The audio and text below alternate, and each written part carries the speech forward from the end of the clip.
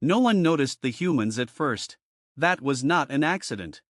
The Grand Hall of the Galactic Council was designed to make statements. Every species that mattered had reshaped the chamber to reflect power, history, and dominance. Gravity gradients overlapped in carefully negotiated layers. Atmospheric compositions blended into a tolerable but symbolic mixture. The lighting shifted subtly to favor those who had earned the right to be seen clearly.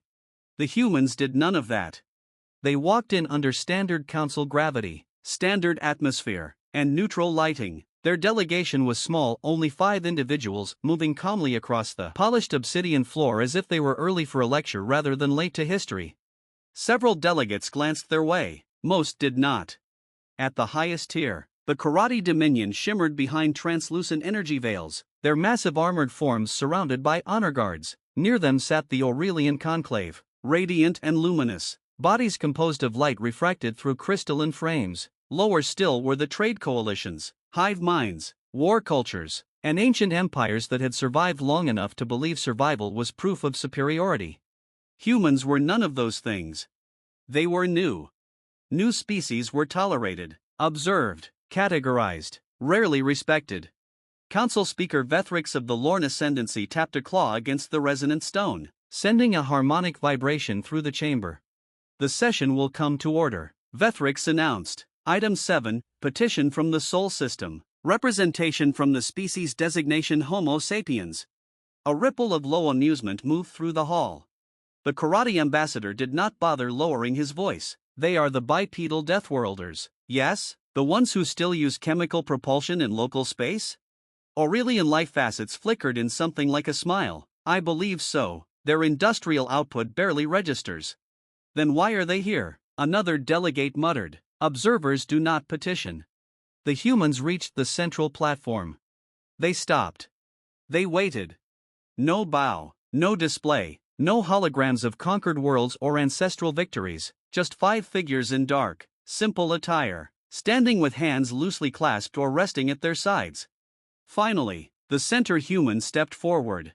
She was unremarkable by galactic standards, medium height, fragile looking, no armor, no visible weapons. Her hair was dark, pulled back neatly. Her expression was calm to the point of being unsettling. She inclined her head slightly. I am Ambassador Elena Morales of Earth, she said. Thank you for granting us audience. The universal translator rendered her words flawlessly. Vethrix regarded her with all 6 eyes. Your species has not completed the full elevation protocols. You are not a recognized power. Morales nodded. We're aware. That drew more attention than protest would have. You petition the council regardless, Vethrix continued. State your request. Morales took a breath. We are here to formally notify the Galactic Council that humanity has entered the interstellar stage as a sovereign power, she said, and to request full membership. Silence. Then laughter. It was not cruel, exactly. More, indulgent. The sound one made when a child confidently announced they would rule the stars. The Karate ambassador leaned forward, massive mandibles flexing. On what basis? Morales met his gaze without flinching.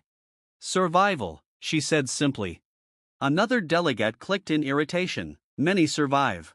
Yes, Morales replied, but not like we did. Vethrix raised a claw. Ambassador Morales, your species emerged into interstellar space less than 2 centuries ago. You possess no known stellar empires, no pliant species, no recorded victories against peer powers. Why should the council consider you anything more than enthusiastic primitives? Behind Morales, one of the human delegates smiled faintly. Morales did not. Because, she said, you already have. Confusion rippled through the chamber. Morales gestured gently, and the air above the platform shimmered as a data construct formed. It was not dramatic, no explosions, no music, just information. Over the last 93 standard cycles, Morales said, humanity has been involved, directly or indirectly, in 17 interstellar conflicts. Several delegates straightened. We were not belligerents, Morales continued. In fact, in 12 of those conflicts, we were not even acknowledged as participants. The projection shifted. Trade routes appeared, systems destabilized, economic flows altered. In every case, Morales said, Human intervention resulted in the collapse of hostilities within 3 standard cycles. That is correlation, snapped a trade coalition envoy, not causation. Morales nodded again. We agree, which is why we didn't list them as victories. The projection changed again. This time, it showed data that made the laughter die. Resource markets, fleet deployments, population movements. Entire wars starved of fuel, ammunition, or legitimacy within months of human involvement. We didn't fight you, Morales said quietly. We didn't need to. The Aurelian ambassador pulsed brighter. You destabilized economies. Yes. You undermined alliances. Yes. You collapsed governments. Morales' voice did not change, only the ones built on violence. The karate ambassador rose slightly, his presence casting a shadow. Are you threatening the council? Morales looked up at him. No, she said, we're explaining why you invited us. That landed harder than any threat. Vethrix leaned forward. Clarify. Morales exhaled slowly. For most of your history, she said, power has meant fleets, territory, and fear. Humanity learned early that those things are temporary. She paused. We evolved on a world that tried to kill us daily. Weather, disease, predators, each other. We didn't survive because we were strongest. A new projection appeared. Human history, fragmented, violent, messy. We survived, Morales said, because we adapt faster than we destroy. The hall was silent now. We watched your conflicts from the edge, she continued. We learned your systems, your incentives, your assumptions. Another delegate hissed, spies. Morales smiled faintly. Students. She gestured again. The projection zoomed out. Human colonies, not sprawling empires, nodes, dense, efficient, connected. We didn't expand to conquer, Morales said. We expanded to understand. Every colony is self-sufficient, every system redundant, every fleet unnecessary. The karate ambassador snarled. No fleet is unnecessary. Morales looked at him steadily. Then you don't understand deterrence, she said. A low murmur swept the hall. Vethrix's voice was cautious now. Explain. Morales nodded to one of her delegates. He stepped forward, older, silver-haired, eyes sharp. Director Chen, he introduced himself. Strategic defense. The projection shifted. At first, it looked like noise. Then patterns emerged. Hyperlane maps. Not routes, but absences. Humans don't control space, Chen said. We control options. The image clarified. Regions where hyperlane travel subtly failed. Not blocked, just unreliable. Over the last 50 cycles, Chen continued, we've deployed autonomous infrastructure across unclaimed space. Repair stations, navigation beacons, gravitational stabilizers. Vethrix stiffened. Those are regulated. Chen smiled politely. We know, that's why we complied. Fully licensed, fully transparent. Morales took over again. We never weaponized them, she said, we just optimized. The realization spread slowly. Every major conflict in recent history, Morales said, relied on predictable logistics, predictable movement. She let the silence stretch. Those predictions assumed humans were irrelevant. The Aurelian ambassador dimmed. You manipulated the battlefield without firing a shot. Morales inclined her head. Yes.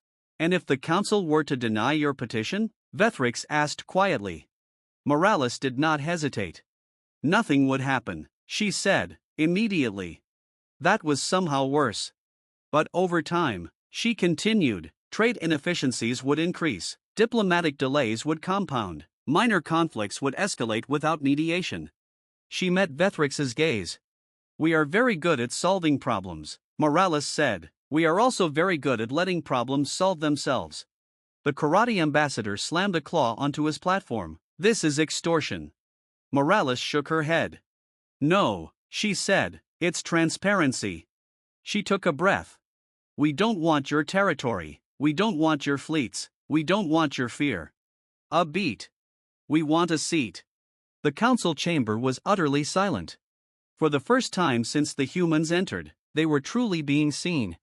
Vethrix closed his eyes. consulting internal consensus networks.